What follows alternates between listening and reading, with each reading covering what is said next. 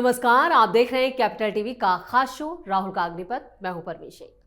बिहार में राहुल गांधी की वोटर अधिकार यात्रा में आज अखिलेश यादव की एंट्री हुई, तो दूसरी तरफ बीजेपी का पटना में जोरदार विरोध प्रदर्शन हुआ। पीएम मोदी को गाली देने के मामले में अंतिम पड़ाव पर पहुंची यात्रा पूरी तरह से फ्लॉप शो साबित हो रही है। गालीकांड पर पूरे देश में राहुल के खिलाफ गुस्से का उबाल देखा जा रहा है। इस बीच उनकी दोहरी नागरिकता के मामले ने भी मुश्किलें बढ़ा दी हैं। कोर्ट ने इस मामले में बड़े एक्शन के संकेत दिए हैं। तो कैसे गालीकांड ने राहुल की यात्रा को किया बर्बाद, विदेशी नागरिकता पर क्या है कोर्ट का रुख, इस पर चर्चा के लिए स्टूडियो मौजूद हैं कैपिटल टीवी के executive editor Rajiv Kumar. Sir, आपका बहुत बहुत स्वागत है। धन्यवाद। जब राहुल गांधी वोटर अधिकार यात्रा निकाल रहे हैं और यात्रा अंतिम पड़ाव पर है, उस वक्त पर जो गालीकांड हुआ है, पीएम मोदी का जो गाली दी गई, अपमानजनक टिप्पणी की गई, उसका कितना असर इस यात्रा पर? देखिए, असर तो दिख रहा है। ये कहावत है, अंत भला तो सब भला जी। अगर अंतिम में आपने जीत हासिल कर ली तो बीच के हार को काउंट नहीं किया जाता है। इसलिए अंतिम समय में ज्यादा जोर लगाना पड़ता है कि अंतिम प्रहार ऐसे करो कि सामने वाला धराशायी हो जाए। राहुल गांधी भी यही सोच रहे थे। अंतिम समय में जब यात्रा अंतिम चरण में पहुंची तो उन्होंने भीड़ जुटाना शुरू कर दिया। प्रियंका वाड्रा गई, सिद्धारमैया आए, सचिन पायलट आए, यहां तक कि रेवंत रेड्डी आए, स्टालिन को बुलाया गया, अखिलेश यादव को भी बुलाया गया है जी। तो ये सारे लोगों को अंतिम समय में क्यों जोड़ा गया? क्योंकि इनको लग रहा था कि जब यात्रा अंतिम चरण में हो तो मीडिया का फोकस, लोगों की नजरें वही होगी और उसमें शक्ति प्रदर्शन करेंगे। लेकिन ये शक्ति प्रदर्शन में बाधा पड़ गया क्योंकि इनके लोगों ने ही इनका पूरे यात्रा का एजेंडा जो लेकर चले थे उस पर पानी फेर दिया और प्रधानमंत्री मोदी को गाली दे दी, अपशब्द कह दिए उनके खिलाफ। और कहने वाला कौन? कहने वाला भी मुसलमान।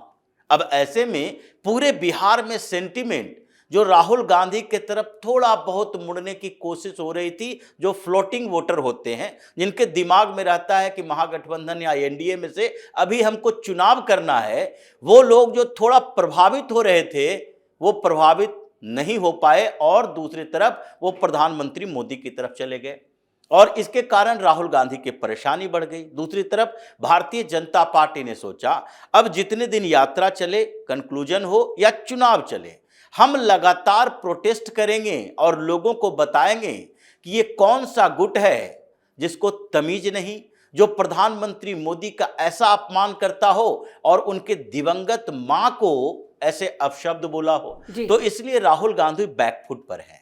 उनको लगने लगा है कि अगर इस मामले में कुछ बोला तो भी फंसेंगे, चुप रहे तो भी फंसेंगे। इसलिए उन्होंने बीच का रास्ता अपनाया और सत्य, अहिंसा, सत्यमेव जयते की बात करने लगे कि नहीं नहीं, हम गलत नहीं कर रहे हैं। ये भारतीय जनता पार्टी के नेताओं, कार्यकर्ताओं के साथ जो झड़प हुई, सदाकत आश्रम में घुस गए और तोड़फोड़ हुआ, उससे राहुल गांधी को थोड़ा सा लगा कि राहत की सांस ले रहे हैं। वो तो चाहते थे कि हमारे नेता कार्यकर्ता और पिट जाए, उन्होंने तो पिटवाया और उनको लगने लगा था कि ये पिटाई हुई है उससे कम से कम सेंटीमेंट बैलेंस हो जाएगा कि देखो भारतीय जनता पार्टी कितनी आक्रामक है, अहिंसक नहीं है बल्कि हिंसा में विश्वास करता है और हम लोग अहिंसक लोग हैं, पीसफुल, हम लोग हमेशा शांतिपूर्ण काम करते हैं। तो इसलिए ये जो चल रहा है और इसमें जो अभी कंक्लूजन होना है पटना में, वो तो अभी बचा हुआ है।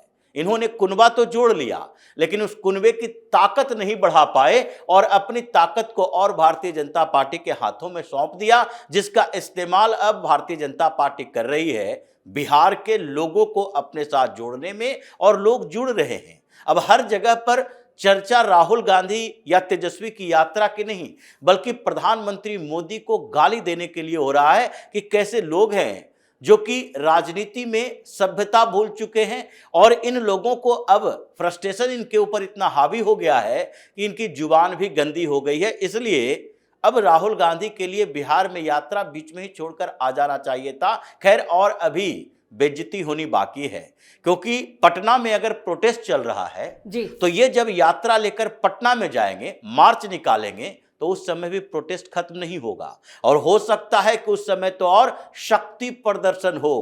ये जो लाठी युद्ध चला वो लाठी युद्ध अब आगे भी जारी रहे और इनके नेता कार्यकर्ता जब मार्च निकाल रहे हों तो किस जगह पर कहां पर इनके ऊपर जूता चप्पल की बारिश हो जाए ये भी नहीं कह सकते। तो इसलिए अभी ये मामला और गर्म होगा। ये लोग तो यात्रा खत्म करके अपने अपने घरों में चले जाएंगे, लेकिन भारतीय जनता पार्टी इस मोड में नहीं है कि वो अपने कार्यकर्ताओं को घर पे बुलाए, बल्कि मैदान में उतरा रहेगा। प्रधानमंत्री मोदी के अपमान का बदला अब बिहार के चुनाव तक इन लोगों से लेगा। परेशानी महागठबंधन में इसी बात को लेकर चल रही है। राजीव सर, जब एक तरफ राहुल गांधी की वोटर अधिकार यात्रा का हर तरफ विरोध हो रहा है, तो इस बीच कोर्ट से भी उनकी विदेशी नागरिकता को लेकर जो रुख रहा है वो भी परेशान करने वाला है। देखिए, परेशान नहीं, ये तो ऐसी परेशानी है कि राहुल गांधी यात्रा करना भूल जाएंगे। जब आपकी नागरिकता ही नहीं रहेगी, जब आपको चुनाव ही लड़ने पर प्रतिबंध लगा दिया जाएगा क्योंकि आपने हलफनामे में गलत सूचना दी, और ये तो ऐसी सूचना नहीं है जो प्रियंका वाड्रा ने दिया है कि हमारी प्रॉपर्टी इतनी है और हमने छिपाकर इतनी बता दी। रॉबर्ट वाड्रा की प्रॉपर्टी का जिक्र नहीं किया, जिसके लिए केरल हाई कोर्ट में मामला चल रहा है। ये तो सीधे तौर पर चुनाव लड़ने को लेकर है। अगर कोई भारत का नागरिक है तो उसको वोट देने का अधिकार होता है। अगर कोई भारत का नागरिक है तो उसको चुनाव लड़ने का अधिकार होता है डेमोक्रेसी में। अगर वो मानसिक रूप से दिवालिया घोषित नहीं हो, पागल घोषित नहीं हो, तो उसको चुनाव लड़ने का अधिकार दिया गया होगा, या फिर आर्थिक दिवालियापन का शिकार ना हुआ हो। ये स्थितियां दी गई है और उम्र निर्धारित किया गया है। तो उसमें सबसे महत्वपूर्ण पॉइंट क्या है कि उसे नागरिक होना चाहिए, और नागरिकता प्रमाण को इन्होंने छिपाया। और उसके ऊपर अब इलाहाबाद हाई कोर्ट में जो पुनर्विचार याचिका विघ्नेश शिशिर ने दायर की थी, उसको विचारणीय बताया है। जो ये सुनवाई हुई है उसमें कहा गया है कि ये विचारणीय है, और जो जानकारी विघ्नेश शिशिर ने इकट्ठी की है उसको लेकर सरकार को भी नोटिस जारी किया गया। और एक और काम किया गया, जब ये सुनवाई हुई इलाहाबाद हाई कोर्ट में, लखनऊ पीठ में, तो उस समय जज ने, 2 जजों की बेंच, इन्होंने कहा कि विघ्नेश शिशिर ने ये बार बार जिक्र किया है कि जब से हम राहुल गांधी के खिलाफ ये याचिका दायर किए हैं हमें धमकियां मिल रही है। तो जज ने कहा बात सही है, ये इतने बड़े शख्सियत हैं, पावरफुल इंसान है राहुल गांधी, और उनके खिलाफ आप मुकदमा लड़ रहे हो, और आपने एक रायबरेली के जिलाधिकारी के पास और वहां के पुलिस अधिकारी के पास भी कंप्लेन किया है, जिसके लिए वहां के पुलिस अधिकारी ने इनको बुलाया है कि हमारे पास आकर सबमिट करो वो जो रिपोर्ट आपकी है। तो ये ऐसे इंसान के लिए तो सुरक्षा मुहैया कराया जाना चाहिए, और केंद्रीय गृह मंत्रालय को इसकी रिपोर्ट सौंपने के लिए कहा है कि इस विघ्नेश शिशिर को जल्द से जल्द सुरक्षा मुहैया कराया जाए। आगे 9 अक्टूबर को फिर से सुनवाई होगी, लेकिन इस मामले में विघ्नेश शिशिर ने एक जिरोक्स कॉपी कोर्ट के अंदर दर्ज की है, और वो जिरोक्स कॉपी किसका है?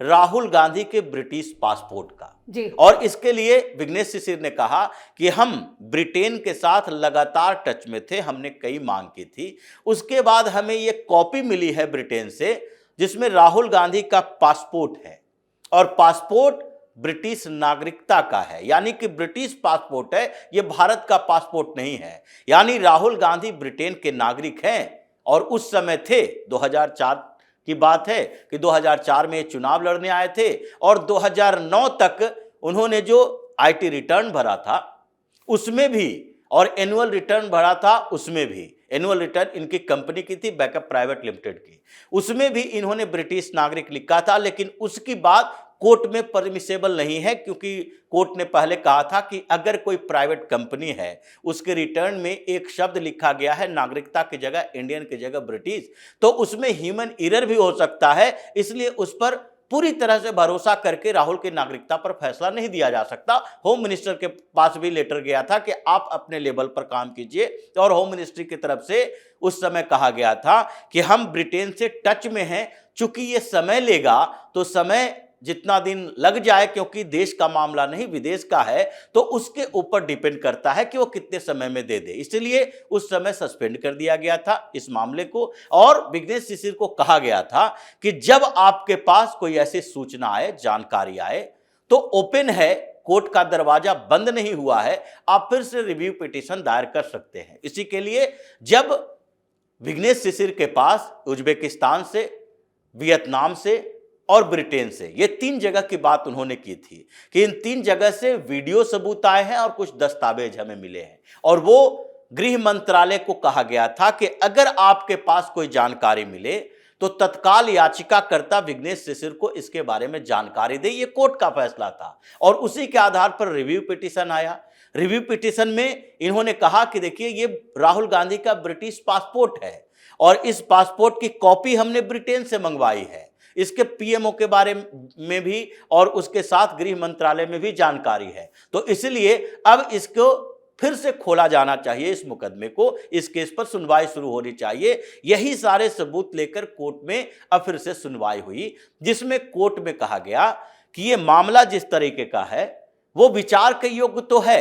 हम ये मानते हैं कि इसमें कुछ न कुछ कंफ्यूजन है कि राहुल गांधी इंडियन सिटीजन है या ब्रिटिश सिटीजन है, क्योंकि आपके सबूत उस ओर इशारा करता है, लेकिन इसमें थोड़ा समय लगेगा, इस पर और सुनवाई होगी। और सरकार के तरफ से जब तक ये नहीं कहा जाता कि नहीं, राहुल गांधी को के बारे में जो ये डॉक्यूमेंट्स मिला है वो सरकार के तरफ से अप्रूव्ड है और ये तथ्यगत और सही तरीके से जांच परख कर दी गई है, उसके बाद ही हम इस पर फैसला देंगे। और इसलिए 9 अक्टूबर की तारीख तय की गई कि आगे 9 अक्टूबर को इस पर सुनवाई होगी। और ये पासपोर्ट, जो ब्रिटिश पासपोर्ट विघ्नेश शिशिर ने जमा किए हैं, उसके ऊपर सरकार को नोटिस दिया गया, पीएमओ को भेजा गया है और गृह मंत्रालय को भेजा गया कि आप लोग इसको सत्यापित करके बताएं। मतलब जो मामला है अब अंतिम चरण में यात्रा की तरह पहुंच चुका है। इतने दिनों से सुनवाई हो रही थी, तो ये सुनवाई अब अंतिम चरण में है।